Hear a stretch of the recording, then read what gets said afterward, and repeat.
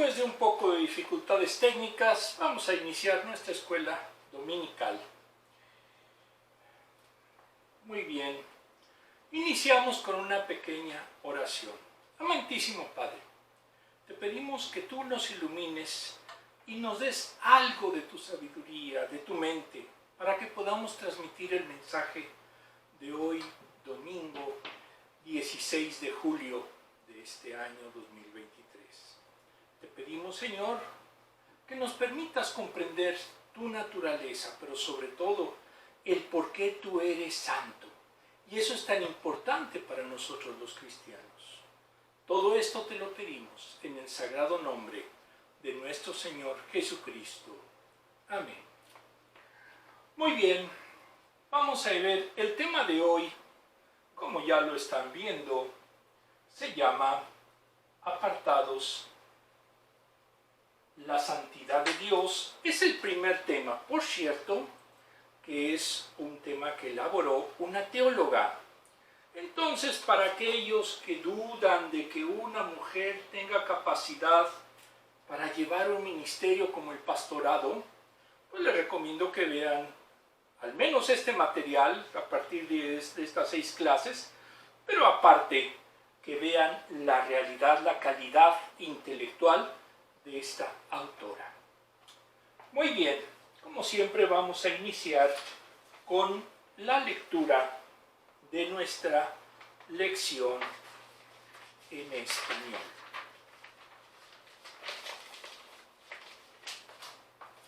Voy por mis ojos.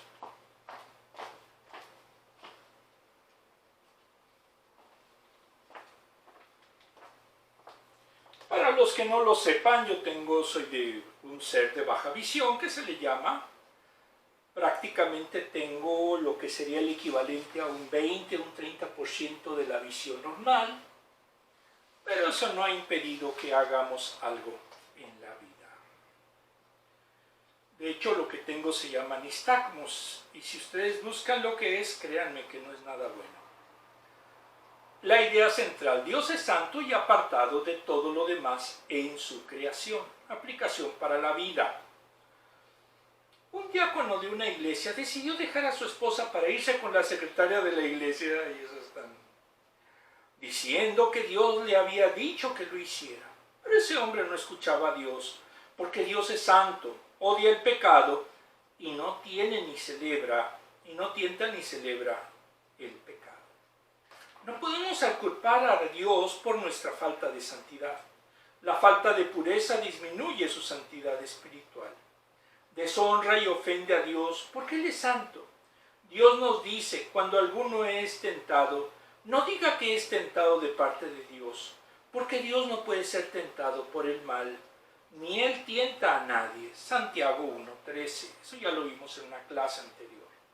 Vivir con tan santidad depende del individuo, no se basa en la cultura, posición económica, género, origen familiar o educación de la persona.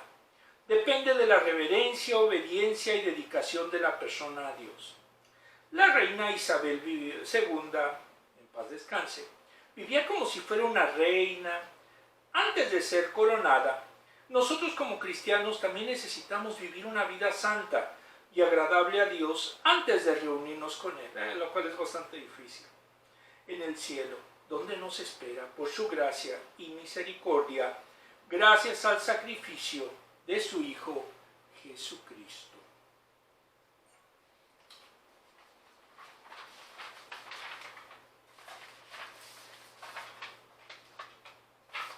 Muy bien, vamos a continuar ahora con la misma que es, aquí lo llaman la Biblia se encuentra con la vida, en la versión inglesa.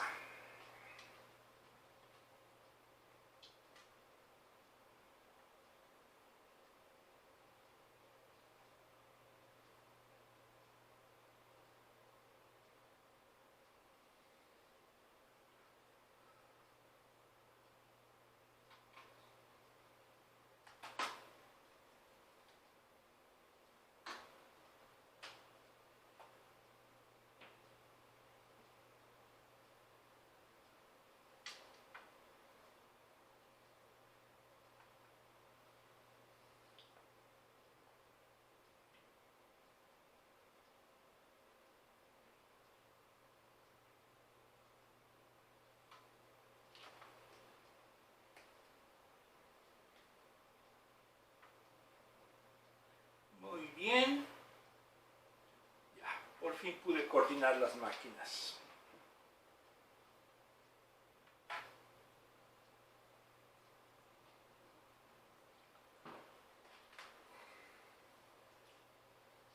He tomado en serio mi fe desde que recibí a Cristo inmediatamente después de mi fe y bautismo. Fui disciplinado intencionalmente hasta que me fui a la universidad. Después de llegar a una gran universidad estatal, tomé una clase de religión en una sala de conferencias con un profesor budista y más de 200 estudiantes de todos los orígenes imaginables. Aunque era un devoto seguidor de Cristo, comencé a explorar diferentes sistemas de creencias para poder compartir mejor mi fe de Jesús. Esto condujo a años de investigación en comunidades religiosas de todo el continente. He tenido discusiones sobre la verdad divina y Jesús con Hare Krishnas. Es una comunidad en Toronto, unitaristas universalistas en el centro de Filadelfia.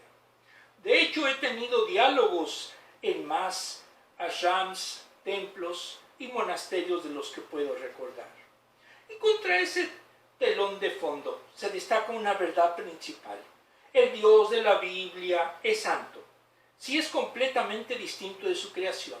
Estos rasgos lo distinguen de todos los demás supuestos dioses. Aprendamos más sobre el único Dios verdadero. Si ustedes en su momento quieren realmente ser creyentes, necesitan lo que se llama la apologética. ¿Qué es lo que hizo este hombre?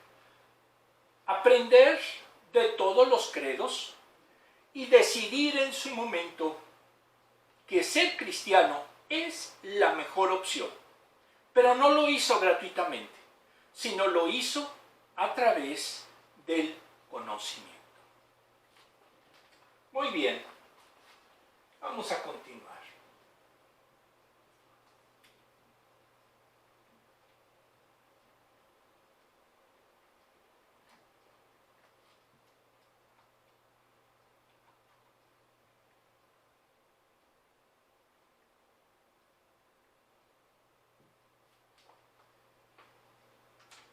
Permítame un momento.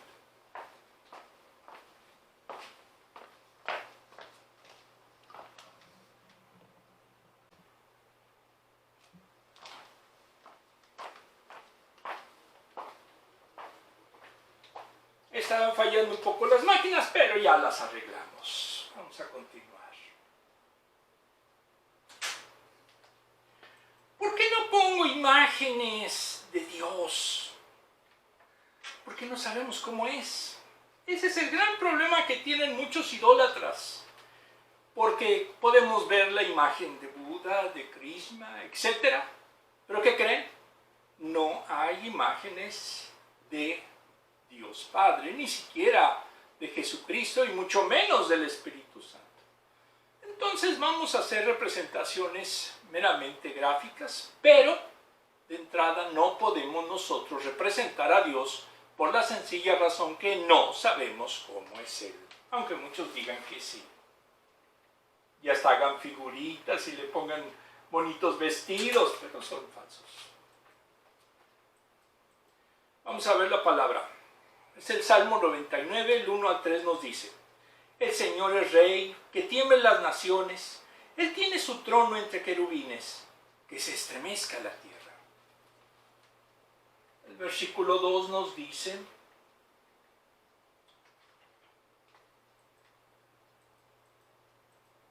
grande es el Señor en Sión, excelso sobre todos los pueblos.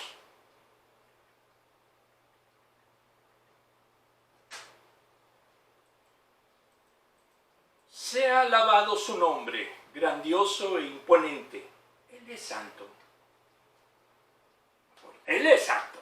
Que se oiga bien. No sabemos cómo es, se lo reitero, no traten de saber, de investigar, porque no existe.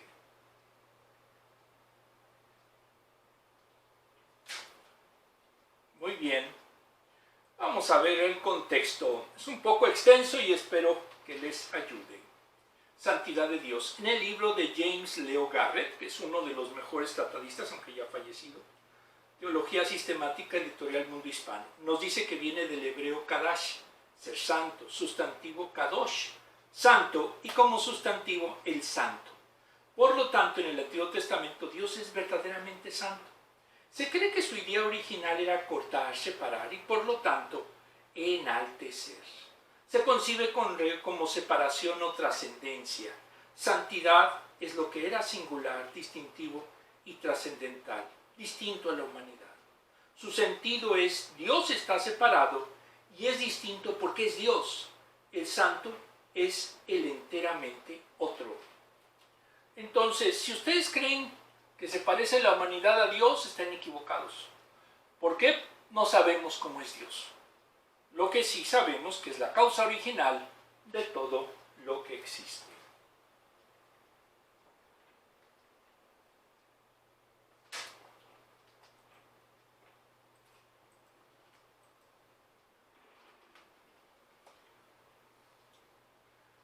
Expresa, punto, es el hecho o el ser esencial de la divinidad.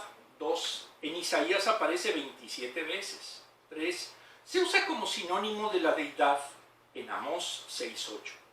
Se distingue la santidad de la pureza ceremonial en que lo santo es contrario a lo profano, o jalil. Quitar santidad, entonces, lo puro se llegará a comparar con lo santo, sin llegar a ser sinónimo. Lo profano o impuro no podría tornarse santo, pero la pureza es una condición o posibilidad de la santidad. Entonces, el hecho que alguien sea santo no significa que lo sea, sino que sería más bien puro y aspira a convertirse en santo. Porque lo impuro, lo que está lleno de pecado, eso sí jamás se va a tornar en santo.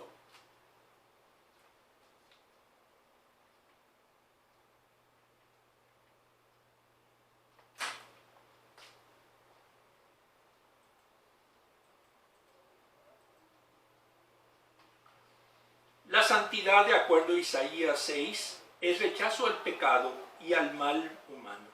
Por eso sus caminos son distintos, Isaías 55, 5, 8 y 9. En el libro de Wayne Grudem, Teología Sistemática, editorial Vida, adicional a lo dicho, nos habla de que una característica no transmisible de Dios es la unidad. Es decir, Dios no está dividido en partes y sin embargo a veces se hace énfasis en diferentes atributos. A esto se le llama también simplicidad de Dios. ¿Qué tiene que ver con la santidad?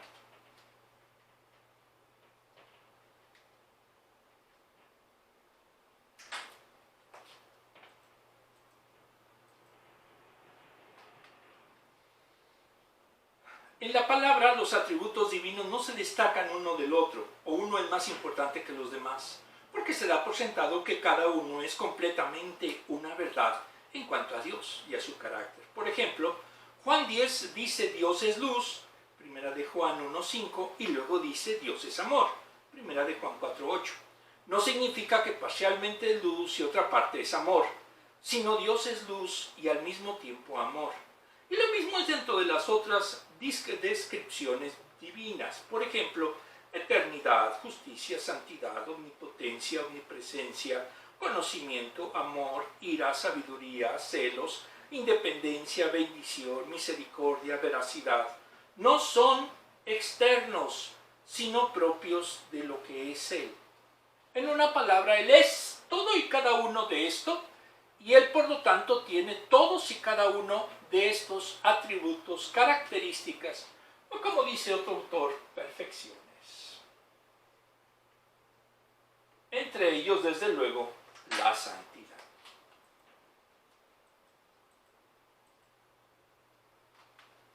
En el libro Teología Básica de Charles C. Riley, editorial Unilit, nos dice que más que atributos son perfecciones de Dios, y al referirse a la santidad la ve como la separación de todo lo común e inmundo. Él es positivamente puro y así distinto de todos los demás. Entonces la santidad es la ausencia de todo mal y la presencia del bien positivo. Su santidad es una pureza de esencia y naturaleza, tanto como de voluntad y acción. ¿Quién es el único santo? Dios.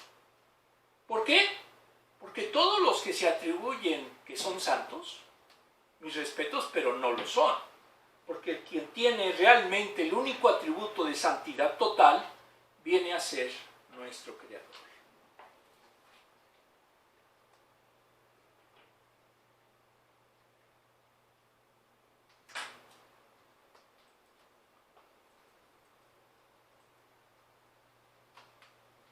En el libro de Teología Sistemática de Wilhelm Erickson, que vio bien en el seminario, editorial CRIE, adicionalmente sobre el tema los atributos divinos son las cualidades de Dios que constituyen lo que es, las características mismas de su naturaleza. Son atributos permanentes y son cualidades intrínsecas. No lo conocemos completa y exhaustivamente, sino solo en lo que Él mismo se ha revelado. Existirá siempre un elemento de misterio. ¿Por qué? Porque somos seres finitos y Él es infinito. Lo trascendente no puede conocer totalmente a lo intrascendente. Diríamos que nosotros solamente conocemos parte de lo que Él quiere que conozcamos. No sabemos realmente por qué hace tal o cual cosa. Por esa razón, Él es santo, entre otras cosas.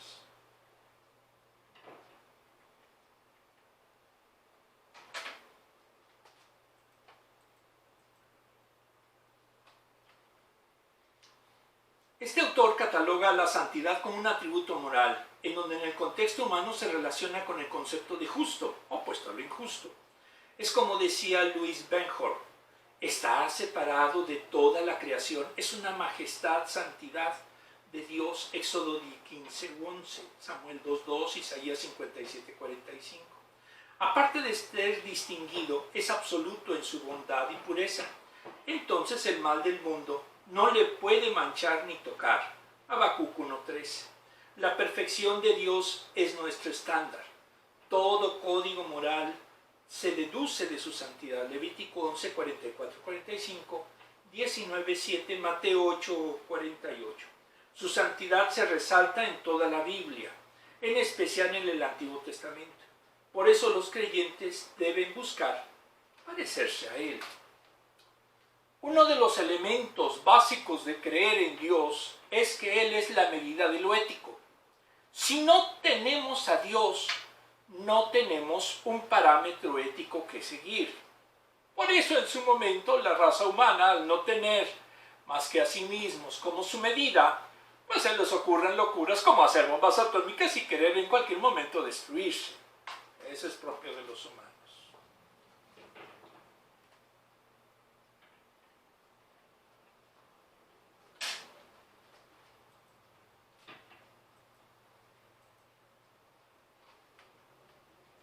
En el libro Génesis de la Biblia cabalística del Kabbalah Center, nos dice sobre Dios que es un tesoro escondido y el mundo fue creado para que lo encontremos. Si no lo hemos encontrado, significa que entonces lo debemos buscar un poco más. Dios ha creado la felicidad y el sufrimiento, sobre el cual se da el drama de la humanidad. Y el final de este es la reconciliación de los opuestos. Antes del inicio de todo no había ni un cielo ni tierra, no había grandes opuestos. Desde el pensamiento cabalístico, el creador y la creación son una unidad. Entonces no podemos estar tan alejados de Él como quisiéramos pensar.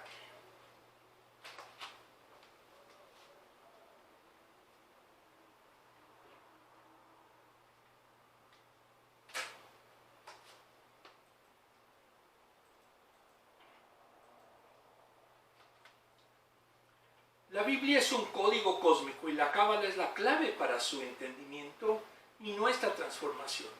Su esencia es la simplicidad en sí misma, la unidad del Creador y la creación.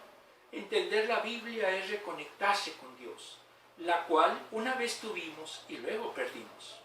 Yeshua Aslan dijo, la negatividad puede entrar solamente cuando hay un vacío, un espacio para ello. Si Dios está presente en todas partes, en los mundos superiores e inferiores, no hay apertura para las fuerzas negativas, pero abrimos puertas a esa negatividad cuando nos desconectamos de la luz. Y cada uno tiene una chispa de esa luz divina, que es nuestra alma. Entonces, si el Santo nos creó, nos dejó una chispa, un elemento que nos puede permitir asemejarnos a Él y reconciliarnos, que ese sería el fin último de la humanidad, de acuerdo no solamente a la cábala, sino al pensamiento de cristiano.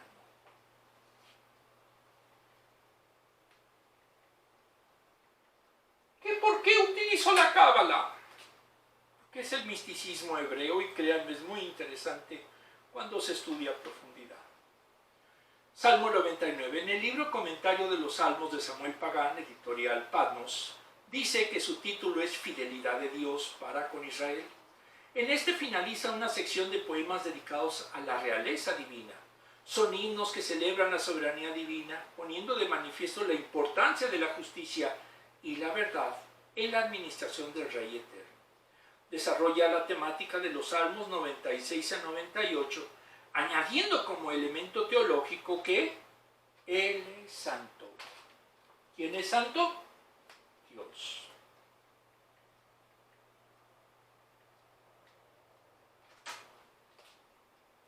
¿Jesucristo es santo? Sí, porque es divino. Y lo mismo el Espíritu Santo. Debe ser post-exílico. Su contexto es en las fiestas anuales del pueblo, en especial la del Año Nuevo, que celebran la soberanía de Dios y su poder extraordinario. El autor debió ser un israelita que entendía que la monarquía fue de la parte antigua de Israel, desde el exilio. No tiene en la Septuaginta título hebreo, lo coloca como Salmo de David para ubicar el poema en esa importante tradición del Salterio. Esto significa que no es de David, no se sabe su autor, pero sin embargo tiene sus líneas poéticas básicas.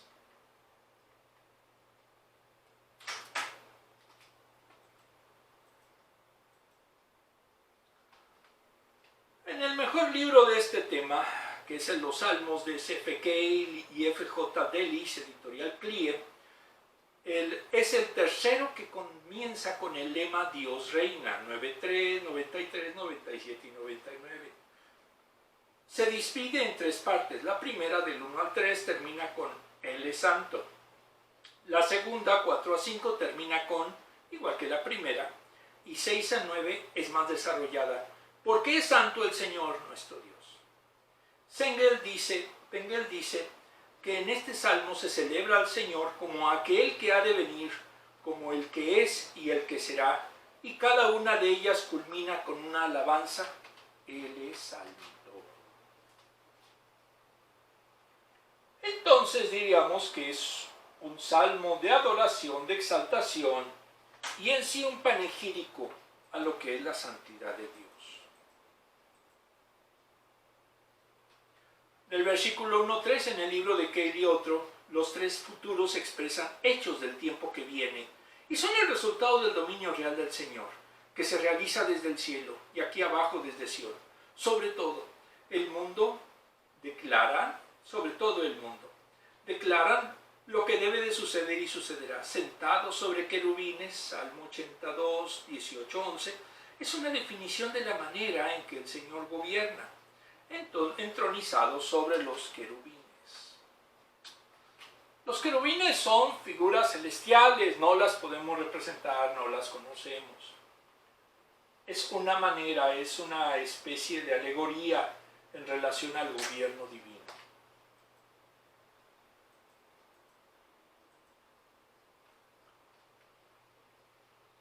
Tiembla la tierra alude a un temblor que conduce a la salvación. En el versículo 3 nos hace pasar de la declaración a la invocación, de manera que el nombre de Dios grande y terrible, Deuteronomio 17, sea universalmente reconocido a fin de que la religión de Israel sea la de todo el mundo. Los israelitas no profesan, no hacen alguna predicación de su religión. Por eso nada más hay en la fecha solo 17 millones.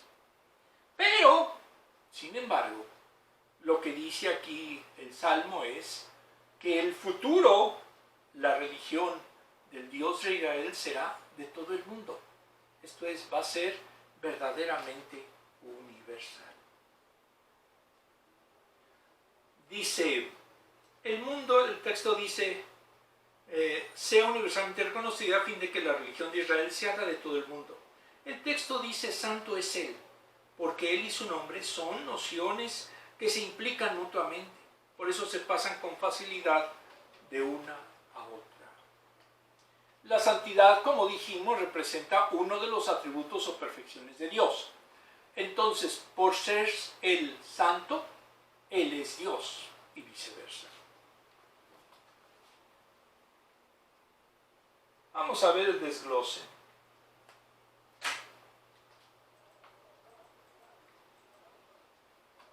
En los salmos tenemos ejemplos de por qué y cómo adorar a Dios y reconocer su grandeza, 145 a 150. En el Salmo 99 del 1 al 3 se destaca: Dios reina sobre la tierra y su creación, y su poder hace que tiemblen las naciones y se sacuda la tierra. O lo que puede hacer el hombre no se compara con lo que puede hacer Dios. Por eso es bueno reconocer que Él es todopoderoso y merece que lo traten con un temor sano y reverente. ¿Lo hacemos? No.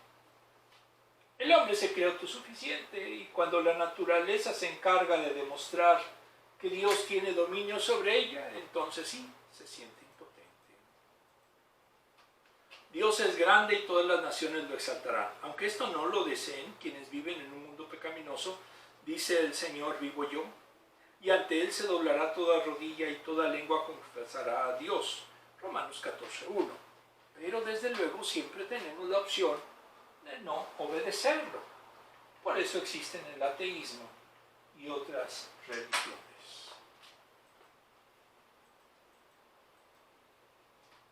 Dios es santo, temible, y debemos alabar su maravilloso nombre.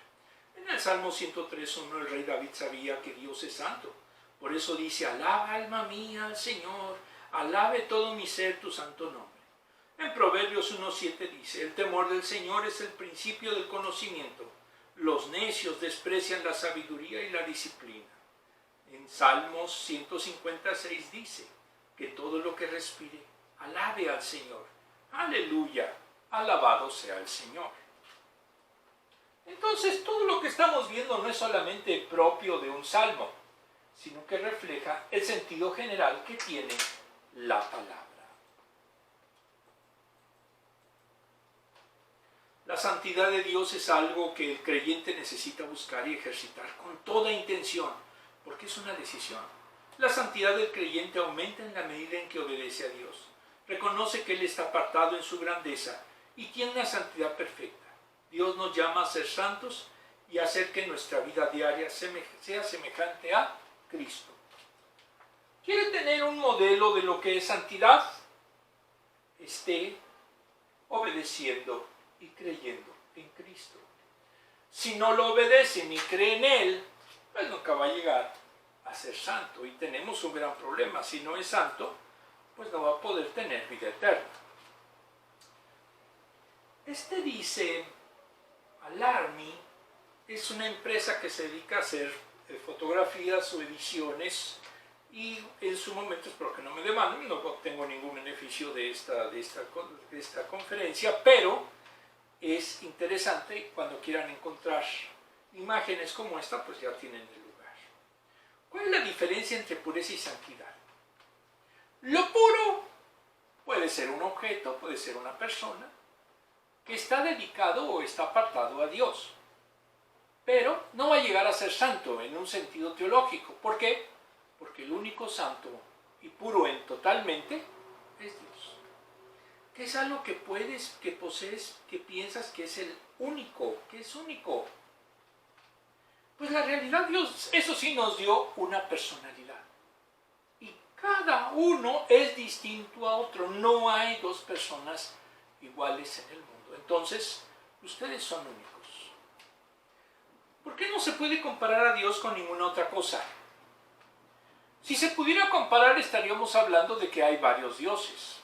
Pero en la realidad, teológicamente, solamente hay un solo Dios. ¿Qué encuentras impresionante sobre Dios? Que hizo todo. Y que en sí, en Él se conjugan los atributos y perfecciones más increíbles que pueden existir. Es más, no las podemos todavía concebir, ni siquiera, y eso reitero, nos podemos imaginar cómo es Él físicamente.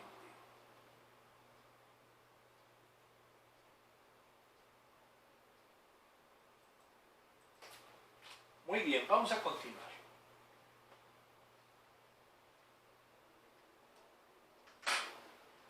Los versículos 4 y 5. Rey poderoso que amas la justicia, tú has establecido la equidad y has actuado en Jacob con justicia y rectitud.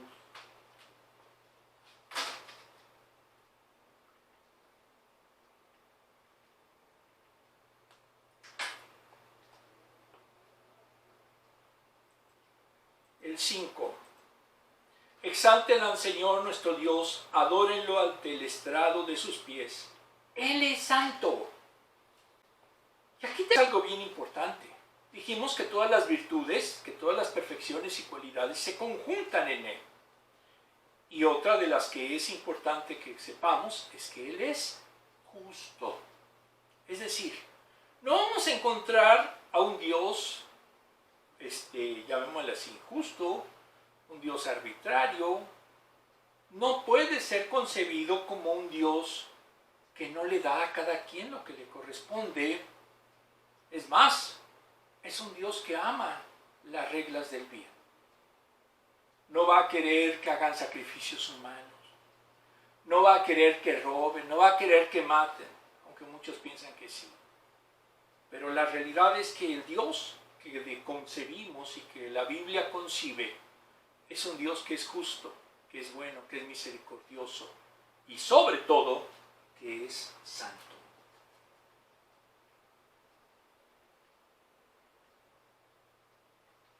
Reitero, no voy a poner imágenes de Dios porque no existen.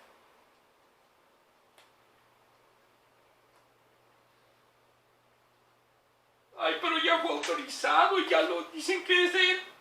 Es fácil. Y hay muchos ingenuos por toda loca.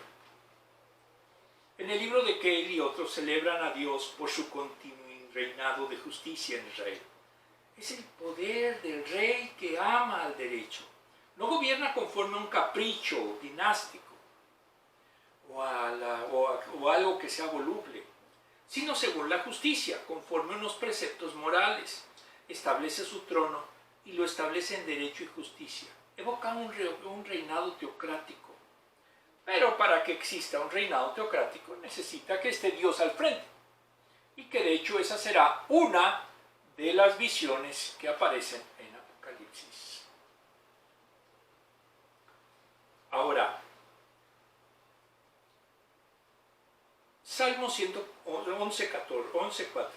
Y conforme a su Torá, Dios mantiene el derecho y la rectitud sobre su pueblo. Segunda de Samuel 8:15, Primera de Crónicas 18:14, Primera de Reyes 10:9, Isaías 18:5. Como lo dije, para que nosotros entendamos que algo o alguien se comporta moralmente bien, alguien está haciendo bien, necesitamos tener una medida.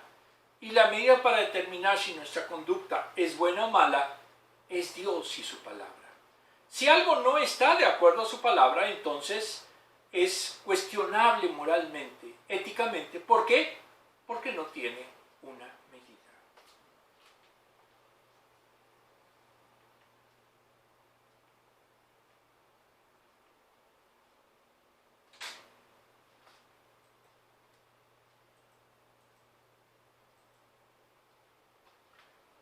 Con base en esto, cada creyente debe adorarlo, que se incline ante el estrado de sus pies. Incluso el mismo templo aparece como estrado de Dios.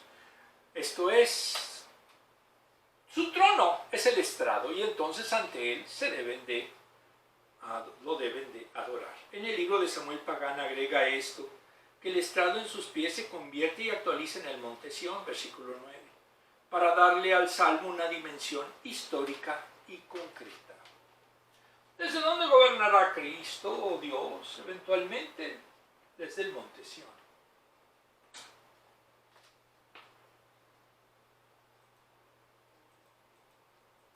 Desglose. En Salmo 99 del 4 a 5 resalta la importancia de exaltar el nombre de Dios. Nos anima a considerar la santidad de Dios, añadiendo también la justicia de Dios. Si entendemos lo que es justicia, nos aparta de lo que creen los demás y renueva la manera en que pensamos. Dios está apartado en su justicia y esto tiene tres características a saber.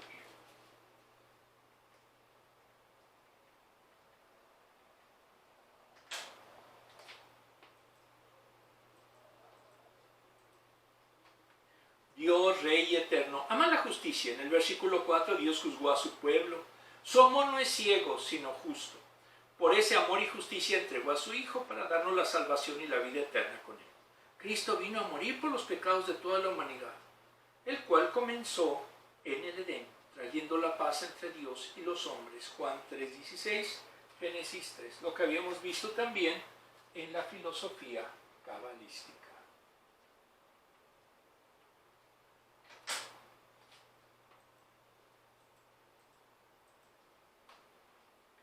El creyente debe vivir con integridad. Dios lo bendice y otros lo pueden observar. En el segundo de Reyes 10:30 actuó en la vida del rey Jehú.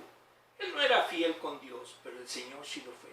El Señor le dijo a Jehú: has actuado bien, has hecho lo que me agrada, pues has llevado a cabo lo que yo me había propuesto hacer con la familia de Acab. Por tanto, durante 4 generaciones tus descendientes ocuparán el trono de Israel. Después se arrepintió él, pero bueno.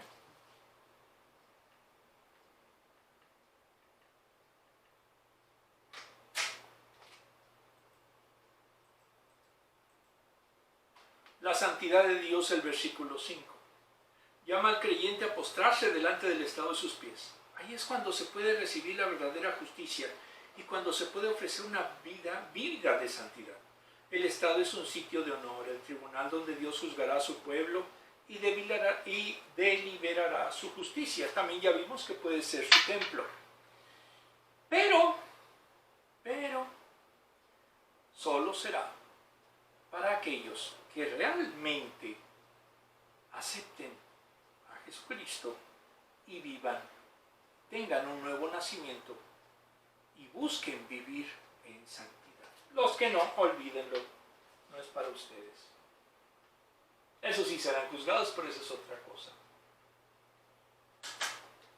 Pregunta: ¿qué sucedería si Dios no fuera justo? Simplemente vean el gobierno de los hombres. Pensamos que son justos, por eso los eligieron y luego hay cada decepción. Eso no sucede con Dios porque Él es justo y entonces no va a estar Él cambiando su criterio, cambiando incluso leyes, haciendo sus caprichos, porque los hombres gobernantes tienden a hacer sus caprichos más que a pegarse a lo que es el mejor, el bien común. ¿Dónde anhelas ver justicia en nuestro mundo? Bueno, aquí en Estados Unidos, en el aspecto racial, hay mucha injusticia racial. Y eso provoca que no se viva con armonía. Y no lo digo yo. Solamente. Vamos a ver el Salmos, el versículo 6 al 9. Moisés y Aarón se contaban entre sus sacerdotes, y Samuel entre los que invocaron su nombre. Invocaron al Señor y Él les respondió. ¿Parece un himno? Sí, efectivamente es un himno. Recordemos que los salmos eran los himnarios del Antiguo Testamento, pero con visiones y muchas veces sentidos proféticos que persisten hasta ahorita. Si no, imaginen ahorita lo que estamos haciendo. Les habló desde la columna de nube, cumplieron con sus estatutos, con los decretos que Él les entregó. Y todavía lo seguimos considerando. Entonces, imaginen ustedes la bendición que es seguir los caminos del Señor. Señor y Dios nuestro, tú le respondiste, fuiste para ellos un Dios perdonador, aun cuando castigaste sus rebeliones. Sí, los castigó. A Moisés no le permitió llegar a la Tierra Santa. A Aarón pues no le fue también muy bien que digamos. Y Samuel pues la verdad es que el pobre sí le tocó andar ahí lidiando con 2 reyes medios locos. Exalten al Señor nuestro Dios, adórenlo en su santo monte. Santo es el Señor nuestro Dios.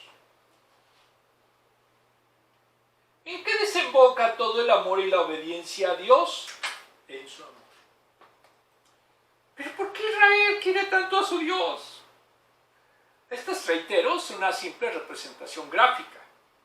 Pero imaginen ustedes lo que es en esa antigüedad, que una nube gigantesca esté postrada sobre un campamento de unas 600,000 personas y estuviera con ellos 40 años en el desierto. A la fecha lo siguen mencionando y adorando. Vamos a ver el contexto.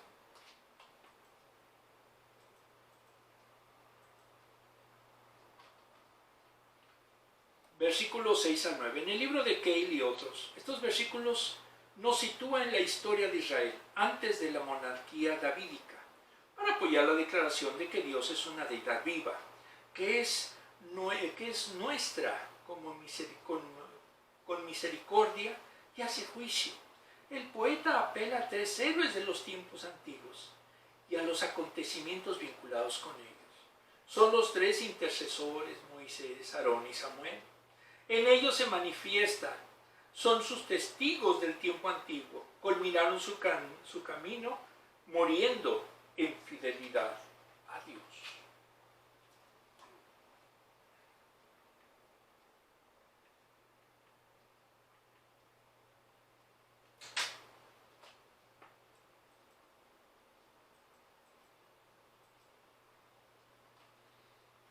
El versículo 7 está poniendo de relieve que Dios hablaba con esos 3 testigos desde la columna de la nube. Moisés fue un poderoso hombre de oración y por sus manos elevadas en plegaria se obtuvo la victoria sobre los amalecitas. Éxodo 17:11. Samuel era un levita por descendencia, pero él fue sacerdote, el Cohen. Por su oficio construyó un altar en Ramá, donde era juez. En su lugar alto, Ramá, era sumo sacerdote, y el pueblo no comenzaba a comer sino solo hasta que él hubiera bendecido el sacrificio. Primera de Samuel 9:13.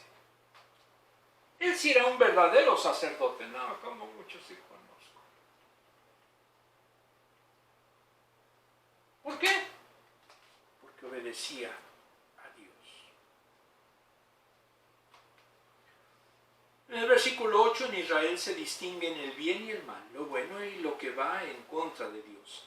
Dios responde a aquellos que pueden rogarle con el deseo fuerte de ser respondido. Los versículos 7 y 8 se refieren a todo el pueblo y a la falta de oración que aquí se está suponiendo, Miqueas 7:18.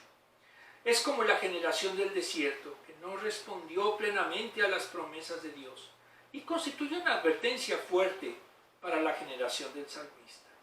Es santo en su amor y en su ira. Éxodo 34, del 6 al 7. Si no, recuerden cómo los castigó.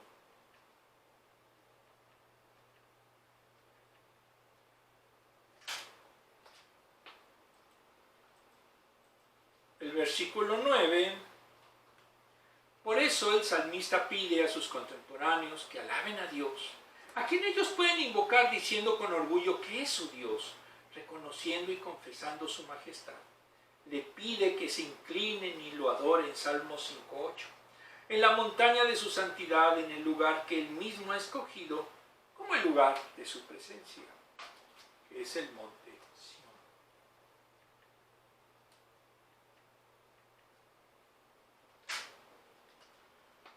Algunos creen que está en otro planeta, pero yo creo que sí. Hay cosas que no son ilógicas.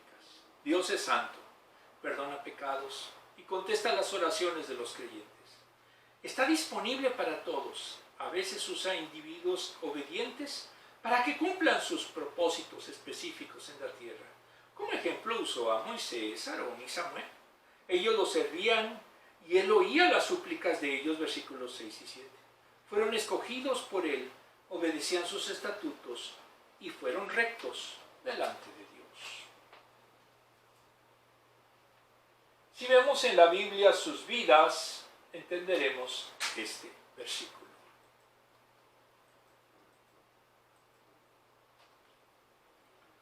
Al contestar sus súplicas, beneficiará a su pueblo. Los creyentes como ellos somos linaje escogido y real sacerdocio, 1 de Pedro 2:9. Podemos ir a Dios en el nombre de Jesús, Juan 16:23, Jeremías 33:3. Dios escogió a los sacerdotes y hablaba con ellos, versículo 7. Dejaron un testimonio poderoso a Israel, a tal punto que aún seguimos hablando de ellos. Se manifestaba por medio de una nube. Actualmente habla a todo creyente mediante la oración contestada, estudio de la palabra, cuando oímos un buen sermón, etc. Hay veces que cuando oímos una buena prédica, el pastor se está refiriendo a mí. No es que se refiera a él, es que Dios a través de él tiene un mensaje que decirle.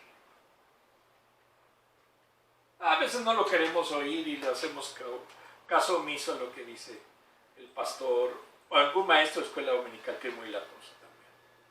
Dios fue fiel a Israel, versículo 8. El salmista reconoce la fidelidad de quienes vivieron con obediencia. El pueblo fue testigo de que Dios distribuyó su gracia y favor que les dio al contestar sus oraciones. De esos hombres fieles y obedientes, Él es santo y merecedor de reverencia, versículos 8 y 9. Debemos reconocer la santidad de Dios. Es el Señor del pueblo, pero también personal. Lo debemos exaltar. ¿Por qué? Él es santo. Si de verdad lo creemos. Vamos a ver las preguntas.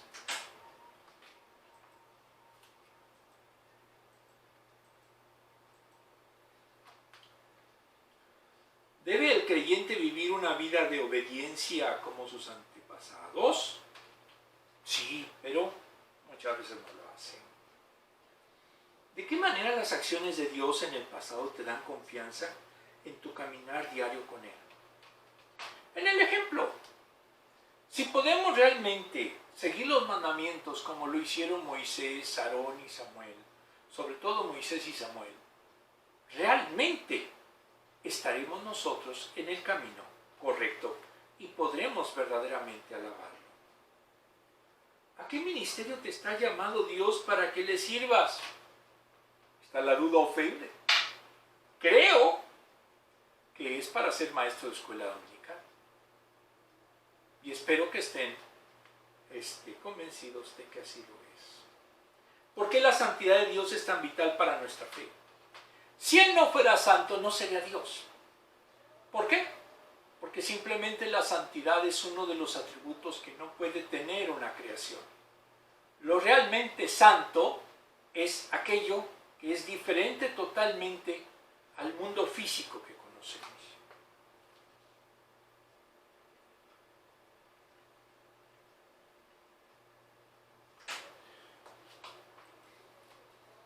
Hoy no está mi ingeniera de sonido y esposa, a la cual le mandamos un saludo desde aquí y esperemos que ya pronto se reintegre al estudio. Vamos a ver todos Isaías 6:3. Y decían el uno al otro, Santo, Santo, Santo, es el Señor Todopoderoso. Toda la tierra está llena de su gloria. Isaías 6:3. Vamos a concluir esta escuela dominical con una pequeña oración. Amantísimo Padre, tú nos has hecho conocer parte de lo que es tu naturaleza, que es la santidad. Tú eres la medida de todo lo justo, tú eres la medida de todo lo bueno, tú eres omnipresente, tú eres omnisciente. Tú tienes todos esos atributos, no en partes, sino en plenitud. Por eso, Señor, solamente nos queda postrarnos y alabarte con todo nuestro corazón y toda nuestra alma. Todo esto te lo pedimos en el sagrado nombre de nuestro Señor Jesucristo.